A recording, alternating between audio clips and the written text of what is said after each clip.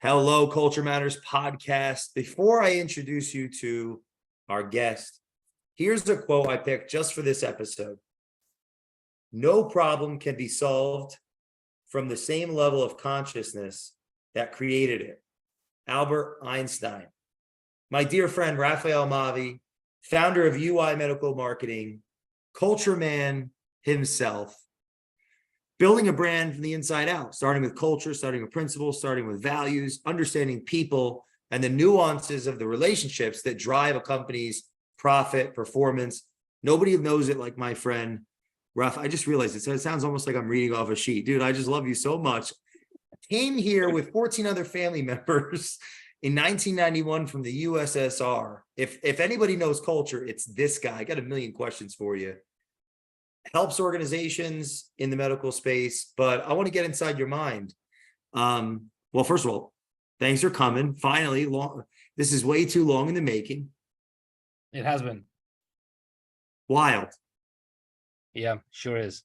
And you know what? First of all, I appreciate you having me on your podcast. I know how much effort and dedication you've been putting into this craft. And dude, when you and I met, I think it was back in 2018, if I'm not mistaken, in Vegas at a conference. Chris thought it was a great idea for us to be introduced. He's like, "Oh, you do culture and employee training, all that stuff." He's like, "You gotta be Jay." I'm like, "Who's Jay?" He's like, "You gotta meet this guy." So the first conversation you and I had, I was actually blown away. Just you could tell a lot about a human being and the character of the individual by listening to their words, by the vocabulary they use. So at that point, I'm like, okay, this guy knows his stuff. Well, thanks. And then shortly after, I think this was in the beginning of COVID with all the nonsense that was happening, I went off on one of my videos that sort of, it didn't go viral, but it landed in the direct mail message boxes of some really influential people. Wow. Right. And they wanted to put me on the spot. And I've used, primitive words. I cursed a lot. I mean, that's part of, who I am. And I remember you called me out and I actually appreciate it because you told me one thing that I'll never forget. You said, your message was right.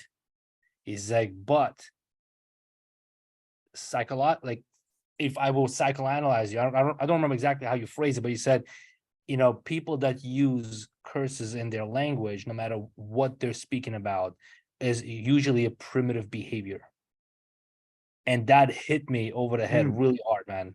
Like I started thinking about it. I'm like, wow, this thing is so, I'm like, you're right again, but I always found, great admiration for the work you do and definitely find value. And I remember once I asked you, what is it that you do in regards to culture development, right? Because I actually thought you were my direct competition. I'm like, let me pick his brain. Let me see what he does. And when you told me that you work with decision makers and for them to start implementing everything you're training them on, that was a whole different level. Raphael, I mean, it's a testament, I think, to who you are that you think so highly of me. Dude, I'm just speaking the truth. I love you so much. My experience, bro. You got to have a little fun. I mean, I think it's truly a testament to how strong of a leader that you listen. So first of all, and by the way, we've had some spirited disagreements where I've learned equally from you. I definitely need to say that. I remember the first dinner we had, how much I learned just from the conversation, be able to have a meeting of the minds at that dinner. We had dinner at that event. I won't forget that. In the spirit of that, where do you see humility? Where do you see candor? Where do you see, and essentially that's leading into like some of the values that you believe are important for cultures, like company cultures, to function in a high level or a productive level? Where do I see that? I'm going to give you the short answer for that. And if you wanted me to elaborate, I will. Hey, we'll do part two. Okay. So where do I see that? With everything that has unfolded over the last few years and everything that I've been through, because I entered the workspace, I'm talking about the professional workspace in the late 90s, right? I was 19 years old. I started working for Lockheed Martin as a consultant. Then my contract was over. I ended up getting a full-time job with Montefiore Hospital as an IT engineer. In 2004, I parted ways with corporate America and became self-employed, went into sales. And that entire experience from 1998 up until today, as we speak, everything boils down to a couple of things. Number one is tolerance, right? We can disagree on many things, but we have to be able to tolerate one another's opinion, because we never know when we're going to change our own, first of all. Secondly, respect. You may think tolerance is part of respect, respect is part of, it's actually not, right? I could respect you for the things that you've done. Maybe there's an age gap. Like in my culture, we always have to show respect for somebody that's older than us, right? I could respect you for professional purposes, but if our values are not aligned with one another, I don't have to tolerate you. So those two things are very, very different. I could tolerate you because you're my colleague, but if I have no respect for you, I don't need to respect you because you haven't shown me proof that I need to respect you. But I must tolerate you. I have to tolerate your opinion, because if you tolerate what I have to say, and I will do the same thing in return, eventually we're going to come to an understanding. We will not have to agree on everything with one another, but there will be some sort of an understanding, right? It's people, I think, have forgotten, especially in the workplace, that it's okay to disagree with somebody else without losing respect for one another. And I think people have forgotten that. I see that people have forgotten that. And I'm 43 years old today. I'll be 44 this year. So being in the workspace for 25 years, I've seen a huge transition of how people are hiring, of how people are onboarding, what they're doing, their training, all the nonsense that's happening. And if you ask anybody, especially living in New York, I don't care how liberal you are or how conservative you are.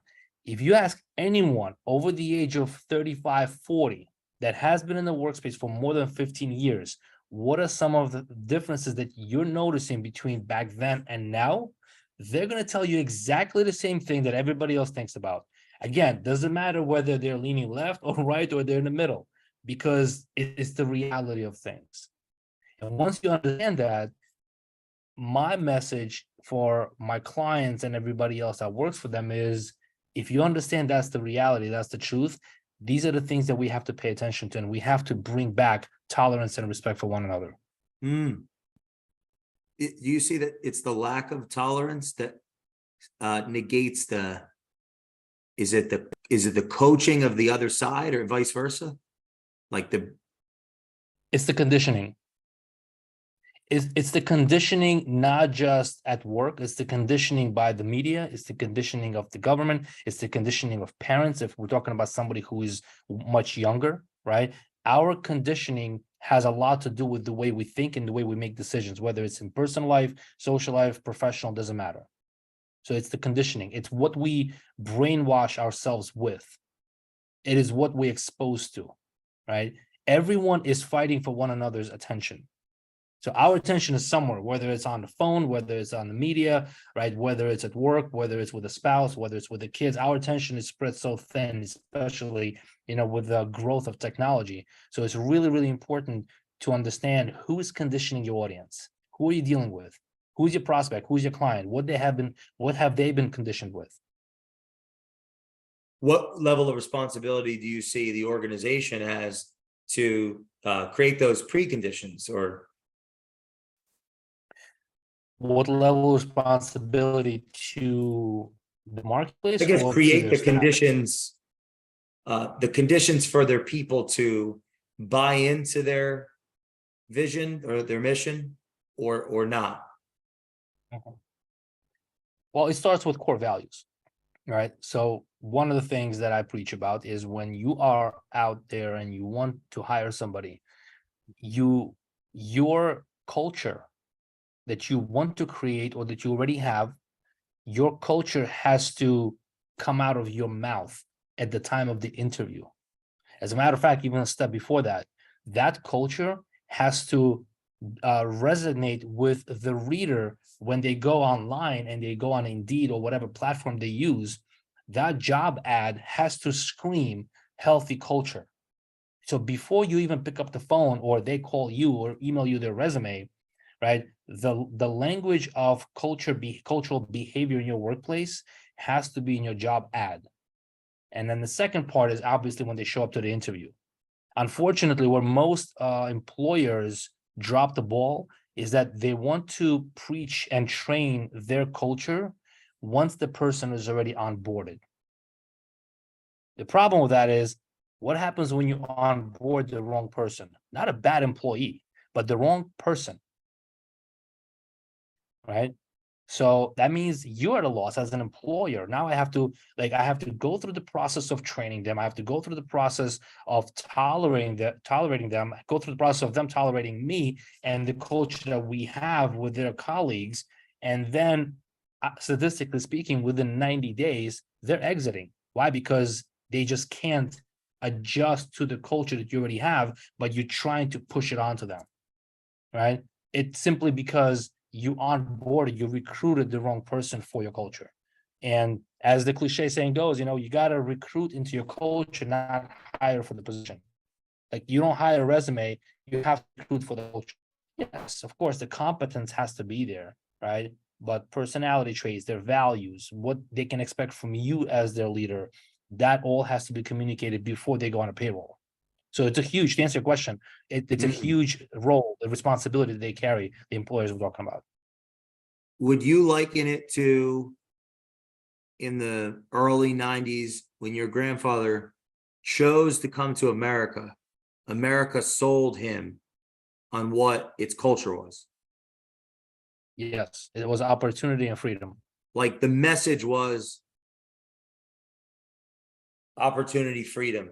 Yeah, my grandfather has always been an opportunist. Like we're talking about a guy who finished, law school and never practiced law.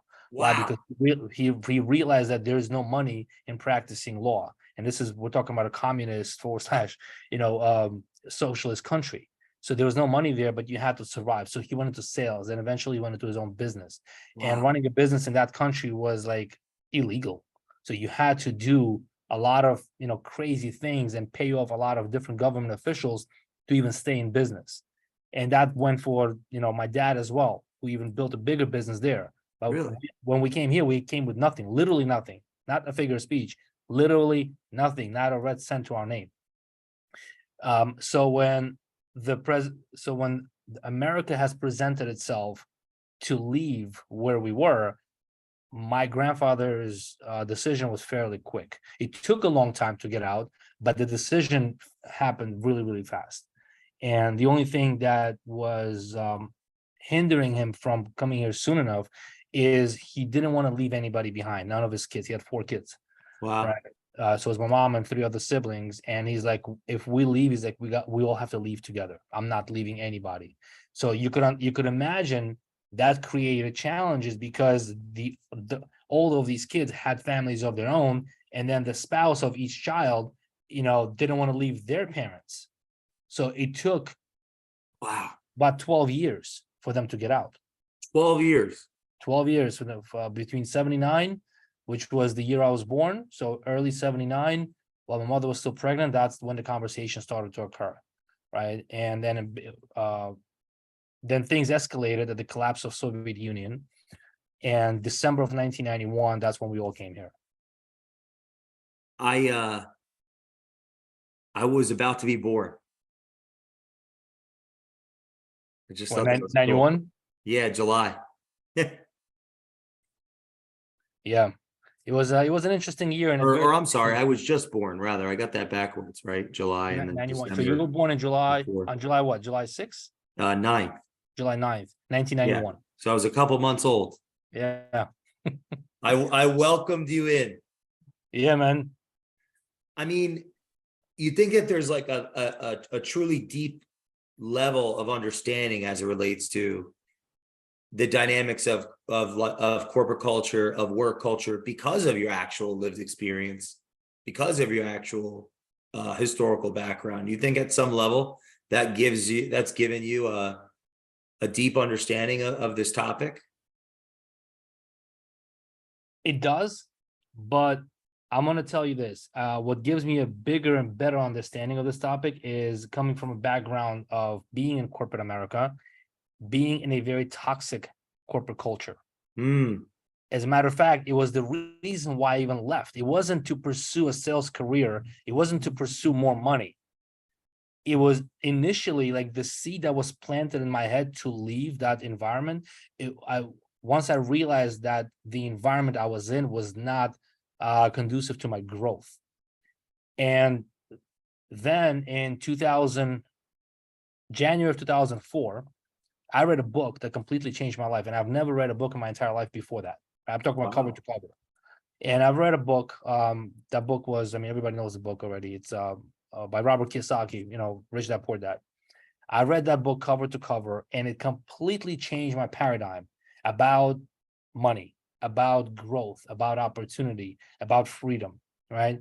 And it's interesting, like as an entrepreneur, you think about freedom, yet you're willing to work and you are working 80 to 110, 120 hours a week just to avoid working 40 hours a week for somebody else where the culture is toxic. So you want to have the freedom, but at the same time you're not afraid to work hard. So that experience is what propelled me to go into sales, which was the complete opposite of my personality type.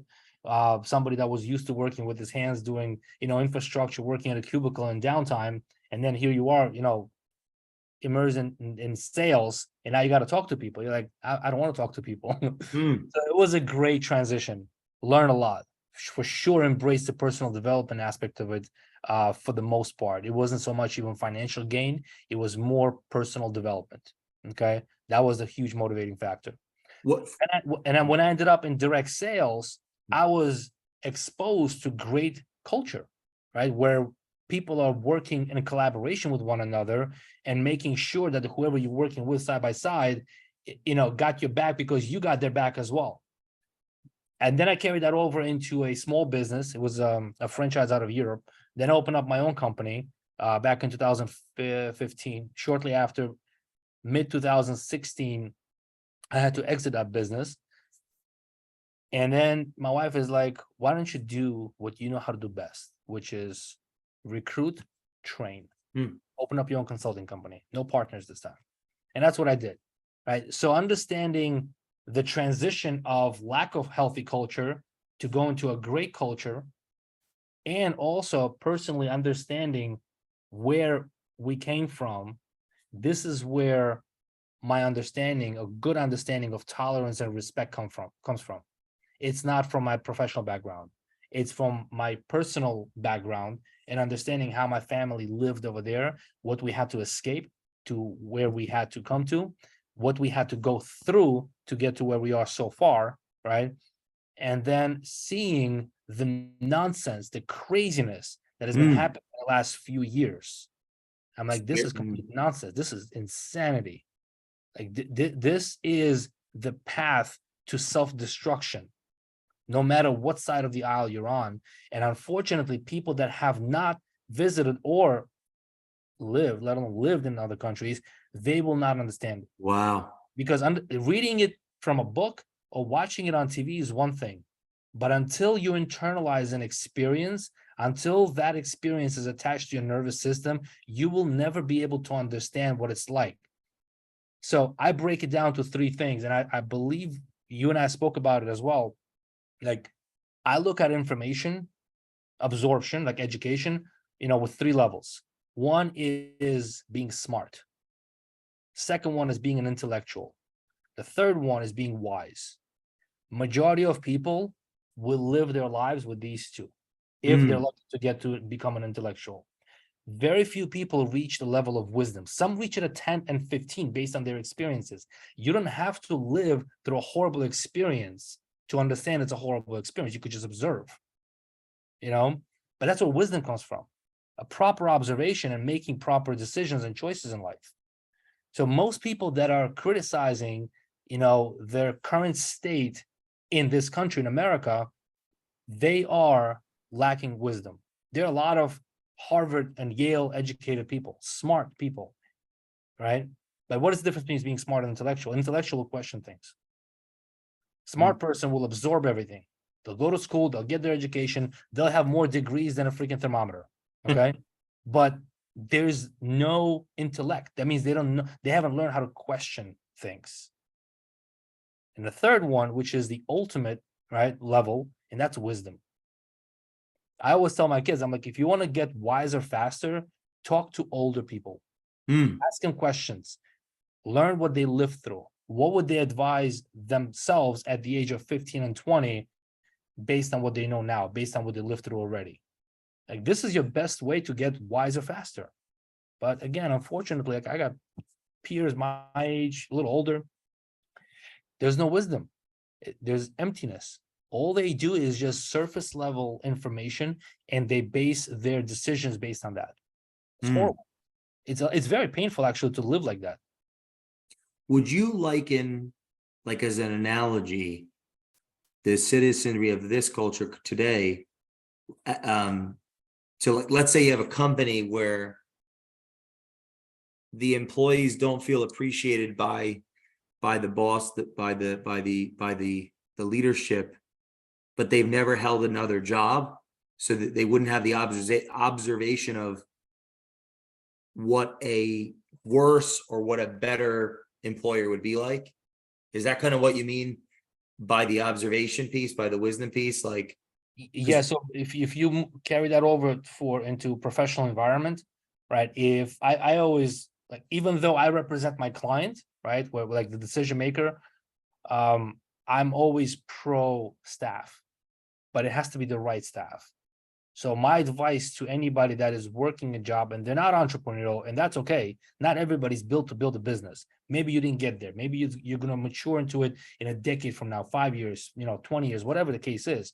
But if you're not happy with an employer, meaning for the reasons that you just mentioned, Jay, right, you need to find another place. Because at the end of the day, whether it's a business, whether it's an individual, whether it's a family member as an individual or a friend, anybody or anything, life is about growth. And if you're not growing, you're dying. I mean, think about a fruit. Once the fruit stops ripening, it's an automatic decline. okay, so let's say that we have an organization and its people are leaving in droves. Would you liken that to, or that's something that needs to be then looked at by management and them asking themselves, Absolutely. hey, how are we really showing up? Example, the reason I think of this is, did the USSR do that about you guys? You know what I'm saying? Absolutely. Of course, Absolutely. like they probably didn't, because they're like, those are the pests, right? Or let's send these people to the camps, right? So they're like a cult. You know what I'm saying? Like, it's if people are leaving, that's a marker of the culture. I don't know. I'm curious what your thoughts are on that. So, it's actually very simple.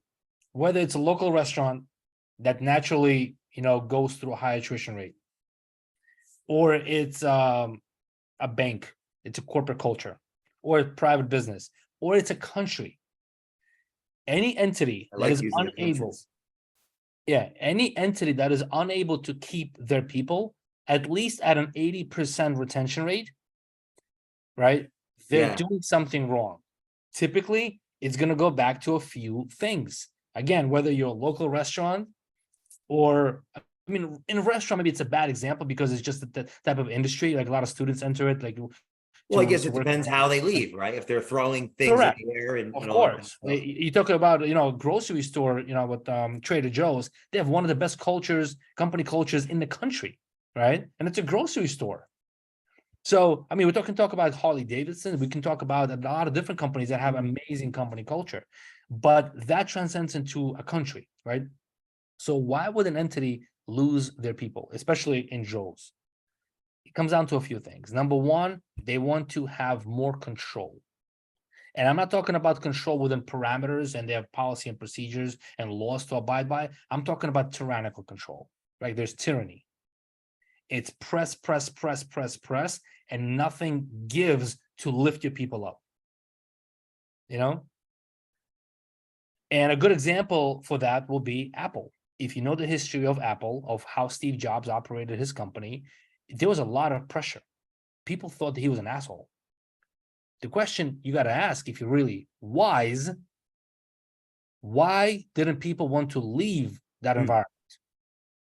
Because they understood that it was his methodology to press on people. At the same time, he wanted to grow with his people. The only reason why he pressed is so everybody could become more creative and grow the company, because they bought into his vision.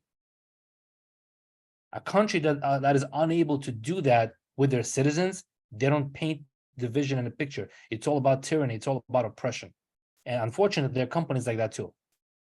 Right? Yeah, if we There's no take that analogy further, what are your thoughts on the idea of, how a country creates upward mobility for its people, or suffocates it? Yeah. Company creating like a career path is kind of what you're saying with Steve Jobs. I don't know if curious if you could unpack that. Yep. So a country, if you take a country, for example, like where we came from, as I mentioned before, having your own business was illegal. And if by some chance you were able to get it done, we're talking about close to, I may be wrong on the numbers, but I know it's anywhere between 75 and 90% taxation. What? Yep. Okay. So look at our country. I don't even have to take, former USSR into an example. Look at our country. Look what has California and New York has done to their companies. Why is that a lot of companies have left those states and went south, whether it's in Dallas, now they're headquartered, or in Florida, right? Because of taxation. The state started to suffocate the companies. When the company starts to feel the chokehold, they're unable to expand or hire more people, right? They got to go somewhere better. Now, if you're in a country that does it across, right, there's nowhere to escape to. So now you got to go into a guerrilla type of expansion mindset, which is what you used to have in Colombia. Right now you have in Venezuela. Soviet Union was no different. China right now is no different. And that is bribery, right? They start bribing the government officials to leave them alone. And everybody had to be on a payroll. Would you say that then that closed feedback loop from control starts to encroach on people's individual value system? Absolutely. There's no value system for the individuals. Unbelievable. What do you mean? What do you mean by that? Your values stop to matter. Wow. Individual values stop to matter. So if you're going to talk about a country, like you couldn't openly say that you are, I don't know, Jewish, right? You couldn't openly say that you are, you belong to a different party. You couldn't practice a different religion other than, Orthodox Christian. So they have intolerance to any other view. That's a piece of this toxic culture. Absolutely. And you have the same thing within company organizations too. Right? How can someone listening to this, how can they be completely clear that maybe they're a bit more intolerant than they think? Who? Our listeners. You know what I'm saying? Like someone's Are we listening talking about business owners? Yeah, business owners, right? That they're at the helm of their company culture. Right. Maybe they're doing things and they're not even realizing it, that are compromising their ability to. So, I mean, there's steps to this, right? I would not say, well, if you've been in business for 5 years, 10 years, and on average, you're experiencing 30, 40%, turnover rate with your staff, you have to look internally on your hiring process, right? What is it that you're communicating to your prospects, to your candidates? What is it that made you start the business, and what was important to you initially? What made you even sustain the business for 5 years plus?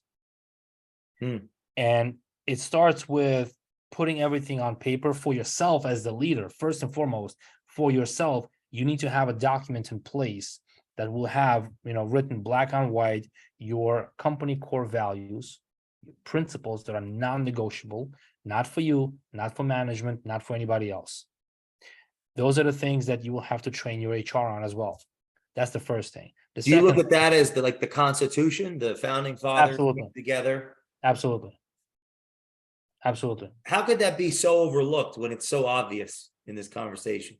Because most people, and I'm guilty of it myself in the past, most people think that it's in here, that's enough. In their head. It's in my head. Now, if it's in my head, that means I'm going to be able to tell it to everybody. That may be easy when it's your first employee, second employee, third employee, but then you still got to run the business, but you don't want to, stay as a babysitter, right? You got to run the business. What's going to happen? Statistically speaking, if I'm going to share a story with you, you're going to turn around and tell that same exact story to somebody else. Guaranteed, you're going to miss out a few things. Guaranteed. Imagine a third person telling the same exact story to the fourth person. Guaranteed, more than half of it is going to be screwed up. Right? That's normal. That's part of human condition. That's part of human nature. Right? And all of us have our own personalities. So how we will relay that message also matters. Right? Tonality matters. But if I have a document and that document does not go a little bit to the left, a little bit to the right, it's just straight black on white. This is what it is, with all good intentions in mind, right? You can duplicate at 20 levels down. You think that helped the founding fathers win the war? Yeah, because that was their principles. Those are the principles that they were not willing to sacrifice for anything. Right. And I'm pretty sure a person with a family, they have their family values and principles. Just look at that. What are you not willing to negotiate on when it comes to your kids, when it comes to your spouse? There are certain non-negotiables as an individual that we should have the same non-negotiables to running a company. So what's after the documentation, right? You're writing it down, getting clear. Vision and mission statements. I want to make sure that my entire team is bought into the vision of the organization and the mission. I understand it's not their vision and the mission, right? But that's okay too. We have to make sure we're on the same page. I don't expect everybody to buy into the company goals, but they have to understand why those goals are important. They may have their personal goals. If I'm hiring somebody and I know that person is going to be exiting in 2-3 years because they're in college, so that's why they're here, I'm like, that's fine too. I'm okay with you leaving in 3 years, because my goal is to create a lifetime ambassador of good faith, even when they leave me.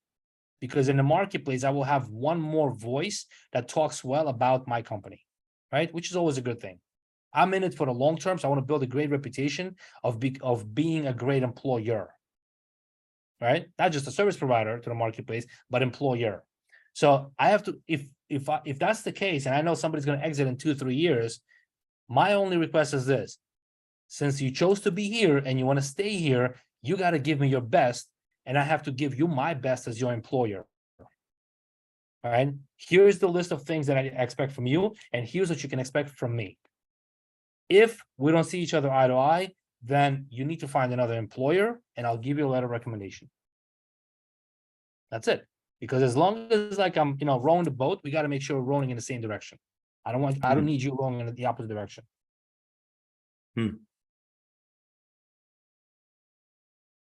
How are business owners now today? Has the recent pandemic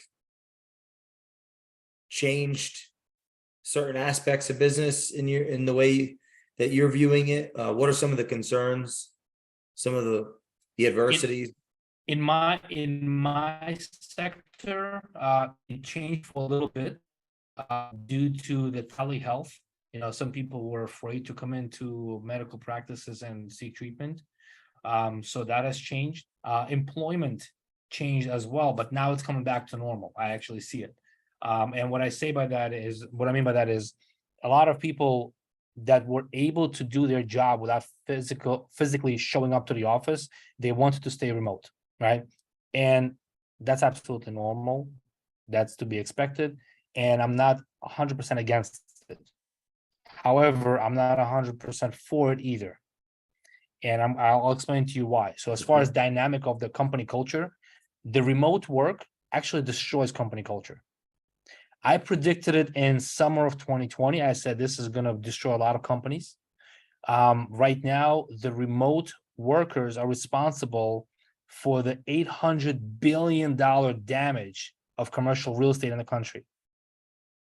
If you look at the statistics in New York City of how much damage the companies had to sustain because of remote workers, smaller businesses got affected too. You know, the small bodegas and the restaurants, because people are no longer in the city, they're not coming out to get lunch, they're still at home. Somebody, you know, is in North Carolina, they're in Florida, and they're working for a bank in New York City.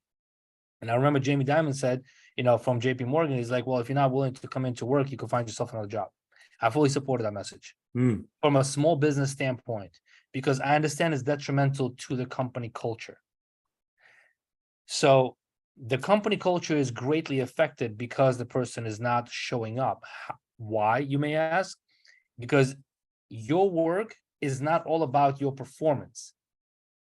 Your work also has a lot to do with how you positively or negatively affect the people that are working for that company as well. So it's the intangibles that will actually drive the company either up or down as well, not just the production. And I can give you a great example. See it like, oh, go ahead. Yeah, go. So like, I think we all heard of a company called GoDaddy, right? It's a domain and hosting platform, tech company. They used to have a huge competitor. They're still around. They do a lot of volume, but they're less of long-term business, more of short-term. And that company is called One-on-One. GoDaddy employs their people in-house, right? One-on-One, 95, 96, 97% of their employees are remote. Wow.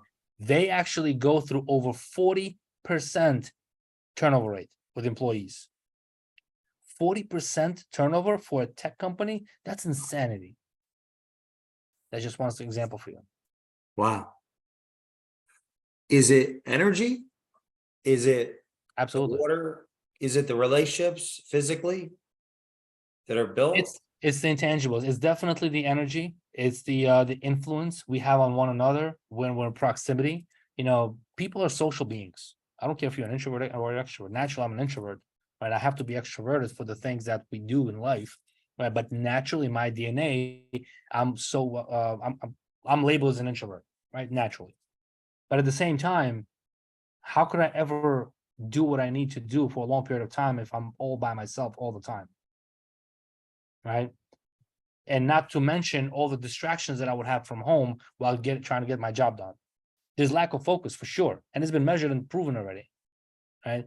I've actually debated with friends and colleagues and family members as well in 2020, 2021, saying that, you know, people are going to need to come back to the office. Like, no, this is not possible. Look what's happening. I'm like, watch.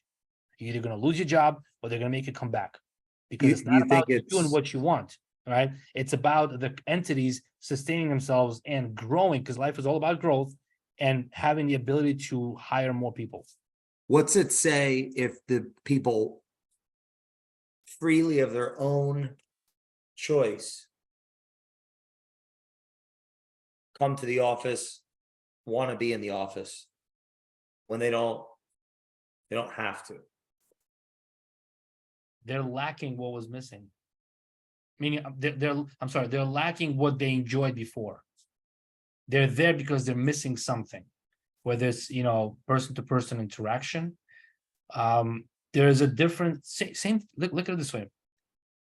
Throughout the peak of COVID, a lot of gym enthusiasts, they were buying equipment for their home. I mean, we had a shortage for dumbbells and the benches, right? All that stuff. We had it. I experienced it myself. We're looking for equipment. I couldn't find anything, especially when you were used to a routine. And what happened eventually? Eventually, people dropped their thousands of dollars worth of equipment in their basements and went back into the gyms. Because being present, physically present, somewhere where you're trying to get something done, whether it's work, whether it's working out, is far greater than you doing it on your own at home. No matter how much support you have, no matter, you know, the technology you have, no matter what the software you have, the equipment for the gym, if you're working out, you have, it doesn't matter. because what you're missing is the physical presence of another human being.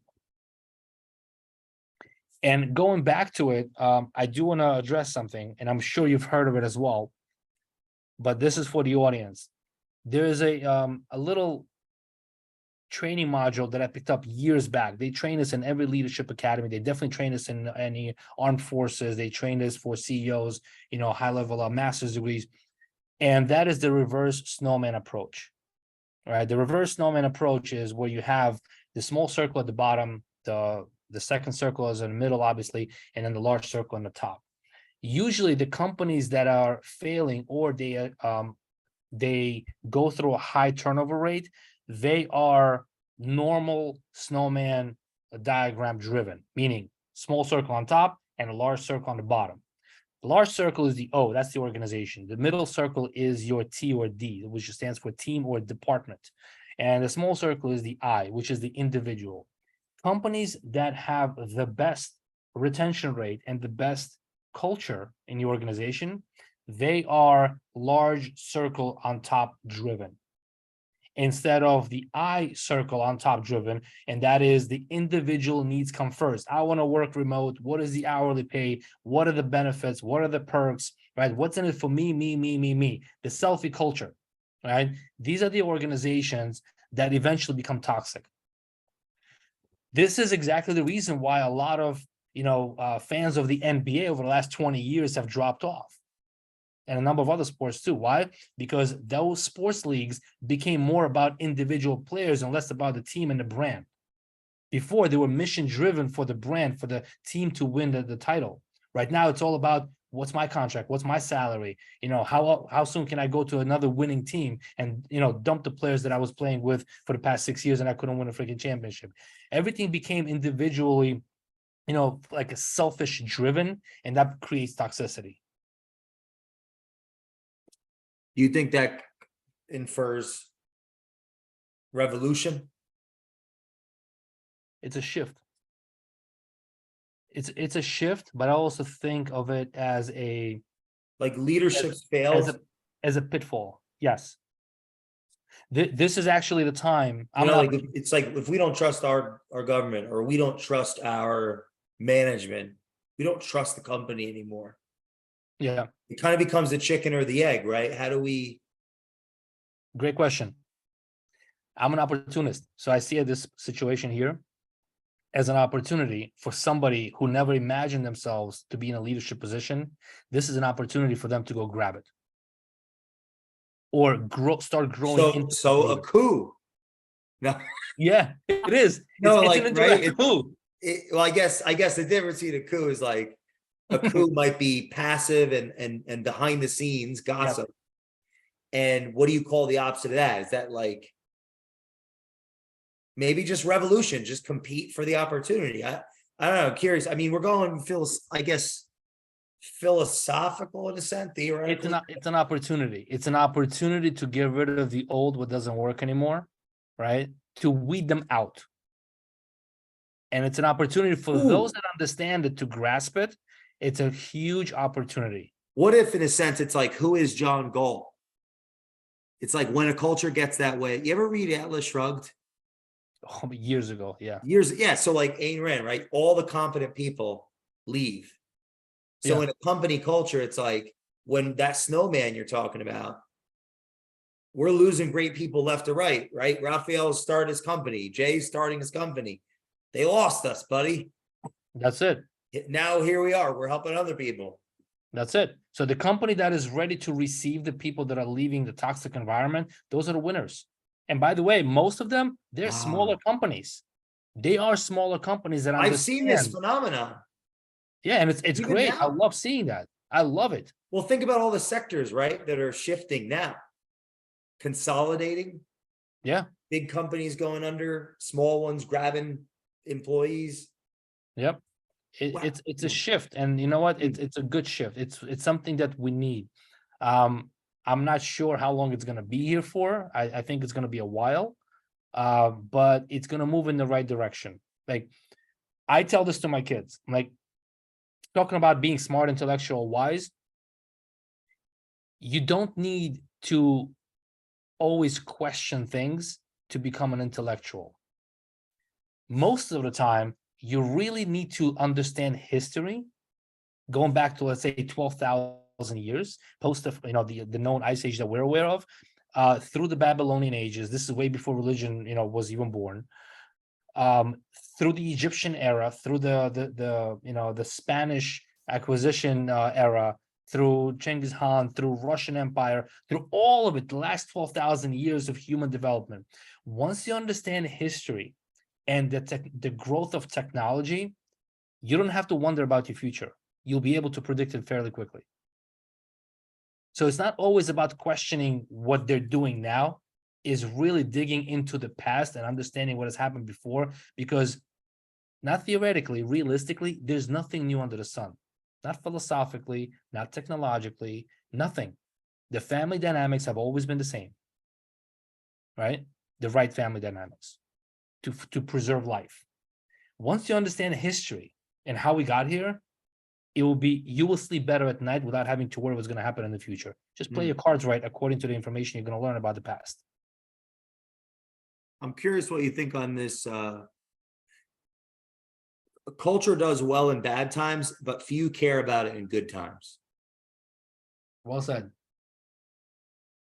Like maybe this is our opportunity. Absolutely. It's just like finances. You don't think about your bad days when you're doing good. You only think about your bad days when you're not doing so good, It's like ultimately when everything falls apart, all that's left is, are people working together or are they not? That's it.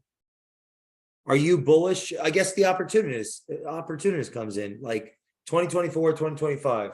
What level of excitement do you have? Yeah, that's the question. I am really excited. The only thing that always concerns me, like I'm an optimist, I'm an opportunist, but I'm also a realist, especially when it comes to my kids. So the concern I have, and this is what keeps me on my edge all the time, are my kids. This is why I have to do what I have to do as a father to make sure that my kids don't fall prey to all the nonsense that's happening in the next 5 to 10 years.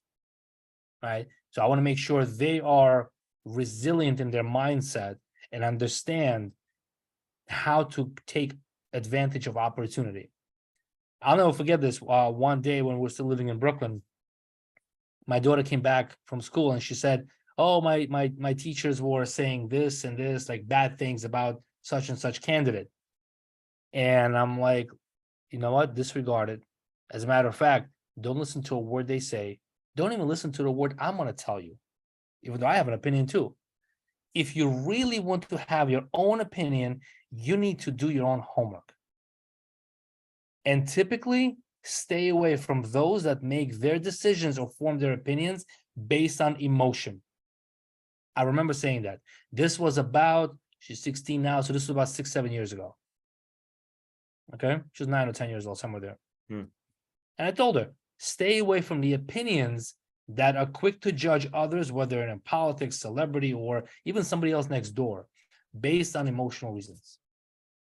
Learn to think logically, but don't lose a sense of your feeling. Right? You could do that. You could train yourself to do that. Some people learn that, technique late in their game. Like I learned it in my 30s.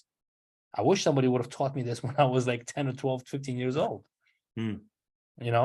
But that's the thing. I digress, but you brought up an interesting point, and that's why I went in that direction, but I forgot why already. About the culture doing well in the times, in the bad times, but no one, few caring in the good times. Is that what you recollect? No, you said something. There's a last statement after that. That's all right. It'll come back to me. Yeah, it'll come back to me. In closing, what do you think the takeaway for the audience is in this conversation? Well, what is culture? Jay, you talk a lot about it, right? Culture starts with your mindset. Culture is something that it doesn't happen by default. I'm talking about healthy, good culture. It doesn't happen by default. So whether you are an employer or a leader in a family or in a community, Like I always say this, if you don't build the culture that you desire to have, you will dance to the tune of those that will build it for you. And usually it's not going to be a good culture, right? So the culture is, it's in your, what's in your mind? What are you consuming? What are you being conditioned by? Who's in your ear? What is the last thing that you see before you go to sleep? Who are you associating yourself with on daily or weekly basis? What's your circle? So all of these things will contribute towards the life that you want to build, which really comes down to the culture that you will have in your life, right? So you need to have a level of expectations for yourself as far as what you would like to accomplish. Some people are just like wondering generalities, whether it's a profession, whether it's finances, whether it's dating life, right? They're wondering, they don't know what the hell they want. And it's okay not to know what you want, as long as you are in pursuit of either finding it or developing yourself into the person you want to be. Like people talk about purpose. Like I don't think you'll find a purpose. All of us have a purpose. We just haven't realized what it is yet because we haven't been exposed to enough experiences yet. That's what it really comes down to, right? But all of us have some sort of skill. And what can the audience take away from it is be very mindful of what you're exposed to on a daily basis. Jay, you talk a lot about this, 3 things you got to do on a daily basis in order to become the best and highest version of yourself. And that is reading, writing, and speaking. So what is it that you would write, read, and speak about? Is it your truth? Is it history? Is it what you want to accomplish? What you want to attract from the universe, from God, whatever it is that you believe in, right? What is that you're attracting to your life? What is it you want to attract? Most people attract culture, right? Most people attract what they don't want. We attract our fears. But what if you change your focus and instead of thinking about what you don't want, actually think about what you actually want to accomplish? And every culture, every organization, every country culture that you look at starts with one individual. It always starts with one. There's one culprit, and you look at dictatorship, you look at your local company where you work, look at your own company if you have a company today. Everything that we experience today within our organization is our fault and our responsibility, the good, the bad, and the ugly. Of course, there's, outside circumstances, like we lived through, March of COVID, most businesses will have to be closed because they were deemed non-essential. Those are the outside circumstances that we cannot control. But that represents literally less than 2% of your daily activity. Everything else you actually have control over. We have more control of things that we actually think about. So all of culture, whatever it is that you're trying to create, you want to create, will start from you. And whatever doesn't fit into your culture, now you have the ability to get rid of it. For company owners, usually when you have the wrong apple, the wrong person working with you, not a bad employee, the wrong person, the wrong personality, they typically will squeeze themselves out of your organization when you have a healthy culture. They just can't stand it. They will leave.